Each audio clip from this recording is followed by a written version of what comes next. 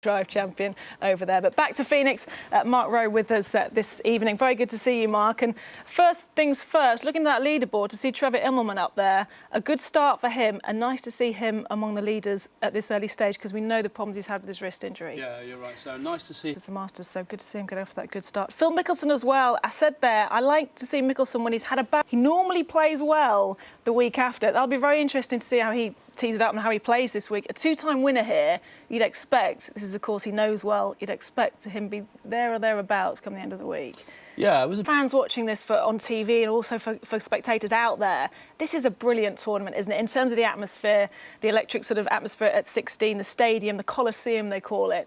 How exciting do you feel is the 16th in terms of a golf tournament and what that hole in particular provides in terms of excitement? Well, it's unique. And I think there could be nearer 50,000 in there on Sunday, you know, and the atmosphere. Yeah, back in just a couple of minutes' time, but we're seeing lots of the big hitters in our coverage this evening.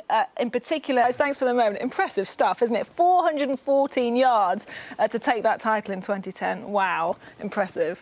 I think scary, really. Yeah, I was more scared every time he hit. To some of the big hitters on the PGA Tour, like Bubba Watson, for example. Well, I know you were. But I had my tie on, you did. which I didn't take the back quick enough, did it? I think it's his flexibility as well. As well as the strength he needs to get in the gym, he also needs to work on his flexibility. Yeah. Core strength. Isn't it? And we've seen today with the likes of Bubba Watson going well and Gary Woodland not quite so well, but Mickelson's up there. Thank you very much indeed. Mickelson up there as well. Disappointing this season. What do you expect from him this week?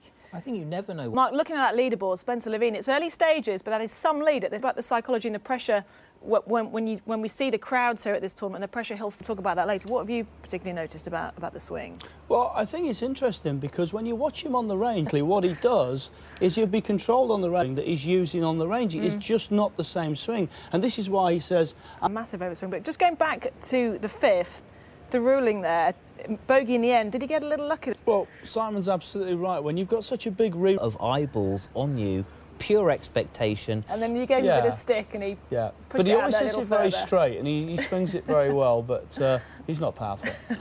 Simon, when are you going to make an appearance on that leaderboard then? Oh, I'm there. Pressure a little bit later on today. But let's go over to the shot centre now that he got. I know perhaps it was a strategy decision, didn't play the right shot, but just goes to prove. Yeah, and obviously we would hold together. And he only made 2 bogeys throughout the first 3 rounds, 2 in this final round. But you mentioned the course, and Dennis, get your thoughts on the course. We talked so much about Mark as well. We saw that tee push forward on 16 yesterday. It will play more difficult today, but in terms of some of the other players as well. Second shot there, he's in the rough, he's got a tricky pitch there, you know, he could well drop a shot there. He's over at the shot centre. Absolute masterclass so far today. It has. We saw a press conference. Very good for him, and we said we were a little nervous for him, weren't we, for that one coming back?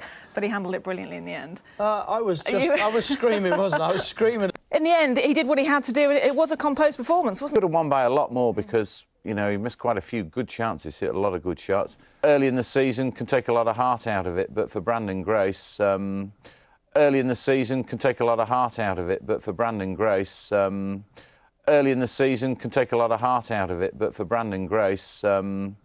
He's played the links at Fancourt many times before. He'll be in front of all his friends and family. This guy, just 23 years of age. How good do you think he is? How good could he become? I think he could be. This guy, just 23 years of age. How good do you think he is? How good could he become? I think he could be. This guy, just 23 years of age. How good do you think he is? How good could he become? I think he could be.